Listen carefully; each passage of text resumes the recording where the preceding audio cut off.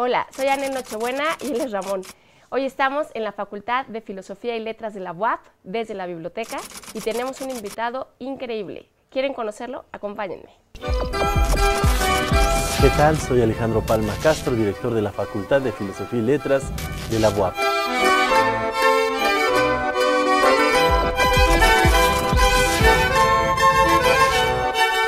Con Anel y Ramón vamos a hablar hoy de la historia del libro.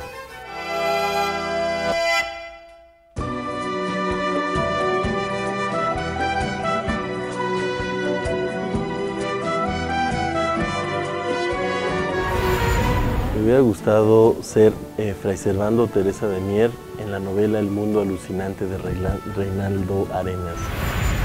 Me hubiera gustado escribir Trilce de César Vallejo. No sé, yo tengo una cuestión de fetiche con los libros, entonces difícilmente me deshago de uno, entonces no creo que tiraría alguno. Me gustaría revivir a Álvaro de Campos, que no es propiamente un escritor vivo, sino es un heterónimo de Fernando Pessoa, pero me ha intrigado siempre. Le preguntaría precisamente eso, si de veras se considera que es un personaje vivo. Bueno, me gustaría conocer a muchos escritores, pero quizás Gerardo Denis, el poeta mexicano, me interesa conocer la persona. Pues yo no sé, quizás pues son muchos poemas que yo hubiera querido escribir, y bueno, tanto como robar, pues quizás digamos que a César Vallejo, en la misma idea de haber escrito ese libro, también robarle uno que otro poema. ¿Qué palabra les regalaría a mis amigos? Pues yo creo que amor. ¿Con qué palabra me podría definir? Con la palabra de quizás desconocido. Porque creo que ese es un gran problema, nunca acabo de conocerme a mí mismo, y entonces me parece que esa es como una palabra que puede ser propia de definirme a mí, no conocerme siempre a mí.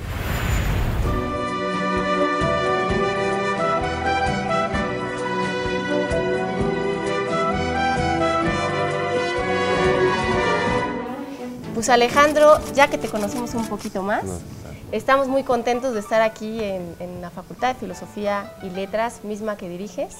Estamos súper agradecidos de que nos hayas abierto las puertas de la biblioteca tan bonita que tenemos. No, al contrario, bienvenidos. Esta biblioteca está abierta precisamente para todas las personas y es un gusto que podamos trabajar conjuntamente en esto. Teníamos miedo porque no dejaban entrar a Ramón, que lo sepas, ¿no? Hubo ahí trae su credencial y estábamos ahí titubeando, ¿no? Porque obviamente pues no tiene ni el número de estudiante ni la credencial. Sí. Pero bueno, al final logramos, felizmente. Habrá recitado un par de versos, Habrá ¿verdad? recitado, se puso ahí, no sé qué monerías le habrá hecho a la señorita de la bibliotecaria, y Ramón está aquí con nosotros sentado, felizmente. Pues mira, un poco te cuento. Ahora queremos entrar más en detalle de lo que, más bien, de esta información que queremos obtener de ti. Editando es un programa, va a sacar un libro, déjenlo mientras, ¿no? Está curioseando. Editando es un programa que va a buscar acercar a los espectadores, a la gente que nos está viendo desde sus casas, al libro como objeto. Es decir, ¿qué hay atrás del libro, no? Para eso vamos a tener varios capítulos en donde les vamos a contar qué es eso del libro, ¿no? ¿Qué es eso? ¿Quién lo escribe? ¿Quién lo edita? ¿Quién lo imprime? ¿Cómo va una librería? Etcétera, etcétera. Pero creemos que no podemos hablar del libro o desarrollar el tema del libro si no nos cuentan eso de la historia del libro, o sea, eso de qué es un libro. Por eso estamos aquí hoy y hemos escogido para mí al mejor para que nos hable este tema. Doctor, dinos, ¿cuál, por ejemplo, cosas tan básicas como cuándo nació el libro y por qué? Bueno, mira, Anel, primero pues muchas gracias por invitarme. Yo te debo decir que más que en calidad de académico, me interesa mucho la entrevista en calidad de persona que siempre he estado rodeado de libros, y no precisamente porque trabajara en alguna librería o tuviera familia que se dedicara a la cuestión de los libros, sino porque para mí desde pequeño el libro se volvió, como te decía hace rato, un fetiche, ¿no? El libro para mí implica eso. Hay gente que le gusta presumir sus corbatas, hay gente que le gusta presumir su carro, ¿no? Pues a mí me gusta presumir mis libros, ¿no? O sea, es una cosa que y cada vez va siendo peor. Y bueno, de pronto llegó un momento de crisis en que o comía o compraba libros. Y de plano compré libros, ¿eh? Y después me busqué un trabajo. Pero mira, y hablando de esta cuestión de cuándo comienza el libro, el libro no siempre fue lo que es ahora, un producto masivo, un producto de consumo popular. El libro, y yo creo que la gran metáfora que tenemos del libro es precisamente la escritura, ¿no?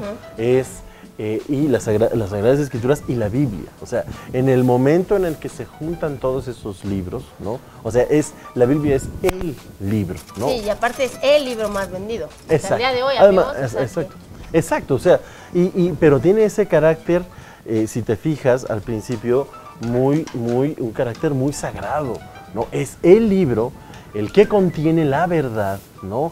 De la religión y que pocos pueden entender, pocos pueden leer, ¿no? Y que se fue conformando. Entonces, yo creo que si lo vamos pensando en ese sentido, cuando tú me dices y me preguntas, bueno, ¿cómo fue la evolución de este libro? Sería básicamente eso. Comienza siendo un objeto poco común en la cultura, solamente para algunos, y aquí la palabra iniciados, en el sentido de iniciados, o sea, unos que pueden entender todo lo que pasa, ¿no? Y terminará por distintos factores que tienen que ver incluso con el sistema económico predominante en Occidente, que es el capitalismo, ¿no? Terminará siendo un objeto de consumo. Este libro entonces que nos cuentas tú y desde cómo inició el libro, entonces nos dejas saber que el libro inició para unos cuantos. O sea, estoy en lo correcto, o sea, era una minoría selecta que podía acceder a este tipo de conocimientos, ¿no? Incluso los sacerdotes eran los monjes, ¿no? Los que podían acceder a ese conocimiento majestuoso, ese gran conocimiento, ¿no? Sí. Y entonces no era para todos. No, o sea, ¿qué ocurre? O sea, finalmente ponte a pensar esta película que yo espero que todavía siga siendo popular, El nombre de la rosa, ¿no? Basada en la novela de Humberto Eco. Nos enseña todo ese mundo de los monasterios, el monasterio donde la gente hace este trabajo de copiar los libros. Los famosos, ¿no? copistas. Exacto, los copistas, en fin, y que era un pequeño sector, ¿no? Y mientras tienes a todo un grueso de la población muriéndose de hambre, literalmente, ¿no? O sea, no pudiendo satisfacer ni lo más elemental, ¿no? Y estas personas, bueno, haciendo esa copia de libros. Entonces, sí, tiene que ver, o sea, la idea del libro va muy aparejada también a la idea que se tiene del ser humano. En la Edad Media tienes esta idea de, bueno, este no es el mundo en el que se va a disfrutar, ¿no?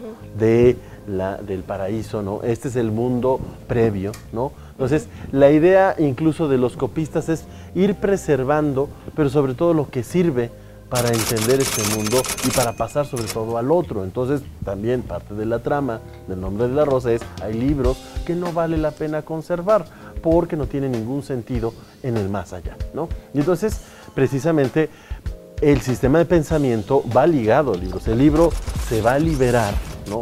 En el momento en el que también las ataduras del ser humano, en este caso religiosas, se liberen. En el momento en el que comienza esta gran empresa ilustradora, ¿no? Por eso la enciclopedia, o sea, después de la Biblia, la enciclopedia claro, es, digamos, nuestro ejemplo de libro popular, ¿no? Ahora sí. El libro para todos. El libro para todos, ¿no? El primer libro para todos, la enciclopedia. ¿No? Y que además sigue siendo el libro para todos, ¿no? Exacto, sí. Hoy digitalizado, que ya hablaremos del tema digital, pero la enciclopedia siempre ha sido ese conocimiento que es para todos, ¿no? Es decir, ¿se acuerdan? En algún momento les han tocado la puerta de su casa para venderles la mismísima enciclopedia, exacto, cosa que se ha perdido, que es una pena, pero que siempre ha llegado hasta la puerta de su casa, ¿no? Bueno, está Wikipedia. Y que también te está hablando de otra manera, ¿no? Claro, y esto que es para todos, ¿no? Sí, sigue siendo para todos. Y como tú dices, o sea, esta idea de que el libro contiene los conocimientos, ¿no? Incluso, digo, esto ha cambiado con la incursión del medio digital, pero todavía hasta hace unas décadas teníamos la seguridad de que el conocimiento residía en los libros, cosa que pues... ¿Y sí o no? No, o sea, que lo vas viendo que no es cierto, o sea, digo, el conocimiento, pero muchas más cosas, ¿no? O sea, tú no lees, o quiero pensar que aquellas mujeres que estaban encerradas en el siglo XVIII en su casa, que no podían salir como fuera a la calle, ¿no? Devoraban todas esas novelas, pues no por tener conocimiento, sino por vivir otras vidas, por disfrutarlo, que no tenían ellas, sí. Y claro, el problema se ha modificado y en la educación ahora es, tienes que leer un libro, pues ¿qué? Para que seas culto, para que conozcas. Y creo que no es esa la idea. Tú lees un libro porque es otra manera de entretenerte. Alejandro, nos estás sacando de un mito, porque la gente habitualmente piensa que cuando lee, digamos que se le va a quitar lo inculto. Es decir, leer es igual a ser culto, leer es igual a tener un cierto tipo de conocimiento, ¿no? Entonces, lo que nos estás queriendo decir es que, bueno, que puede ser en los libros, pero puede ser también no en los libros, o sea, no solamente en los libros. O sea, el problema es que es una cultura muy dependiente del libro, ¿no? Hemos sido una cultura y entonces, como tú lo manejaste perfectamente, o sea, sí, el que no lee es inculto, no tiene cultura. Y bueno, hay muchas culturas que no han podido tener acceso al libro, ¿no? Y que en efecto tienen otro tipo de cultura, se las han ingeniado de otras maneras para poder transmitir una cultura. Entonces, digo, en nuestra cultura funciona. ¿Por qué? Porque, por lo que explicábamos anteriormente, porque el libro tiene un peso específico, pero no en todas las culturas. Y claro, ahora el gran problema es este debate desde hace como 2 décadas, cuando entró Internet, de, va a desaparecer el libro, qué horror, o sea, y esto, y claro, es como una gran tragedia por eso, porque hemos pensado que solamente el libro puede hacerlo, ¿no? Y claro, ese es el otro problema cuando tienes a los niños con tanta oferta de libros, pero además oferta digital, ¿no? De videojuegos, de televisión, o sea, tantas cosas, y cuando dices, no, eso está mal, en lugar de ver la televisión, lee un libro. Pues no, porque claro que... o sea, ambas cosas son cultura. Exacto. Y algo que me encanta que estamos hablando aquí con el doctor Palma, y me parece increíble, es justamente esto, ¿no? El decir, bueno, el libro sí como un puente al conocimiento, pero dicho de esa manera, el libro un puente más del conocimiento, ¿no? Esta evolución del libro también nos lleva a que nos hagamos otras cuestiones. Por ejemplo, decir, no sé, ¿cuáles fueron los primeros libros, doctor, dime, que salieron en el mundo, ¿no? O cuáles fueron, aparte te haré otra pregunta, y en México, ¿no? O sea, pero en el mundo, ¿cuáles fueron los primeros libros? Papiro, la escritura incluso... o sea, es el papiro, exacto, es también las tablas, ¿no? Ajá. Porque antes era grabado en tablas. El conocer, porque esto también hay que decirlo, viene de Oriente, la tecnología del papel como tal, el uso del papel como tal, de procedente de la madera, viene de Oriente, ¿no? Del trabajo con distintos árboles. Entonces, finalmente, también eso hizo más fácil y más probable que se pudiera circular de manera masiva, ¿no? Es muy importante saber que gracias a digamos, a esta intervención del Oriente, se pudo hacer este invento de la imprenta, que ya veremos en su momento, ¿no? Y de cómo el libro se fue masificando y difundiendo, ¿no? Claro, exacto. Se compaginan dos cosas, ¿no? Y hay bastantes estudios al respecto, que uno es la tecnología de cómo hacer los tipos, ¿no? La imprenta, la cuestión de la máquina, y otro es en dónde, en el soporte, en dónde, que sería en esto. Comenzaron siendo también, hay muchos se usaban pieles también para escribir sobre las pieles, en fin, ¿no? Son muchos los soportes. Hasta en las pieles humanas. Bueno, ya después, claro, después en la piel humana. Claro, sí. Ahora nos vas a seguir contando un poco más de los libros. Vamos a un corte, no le cambien.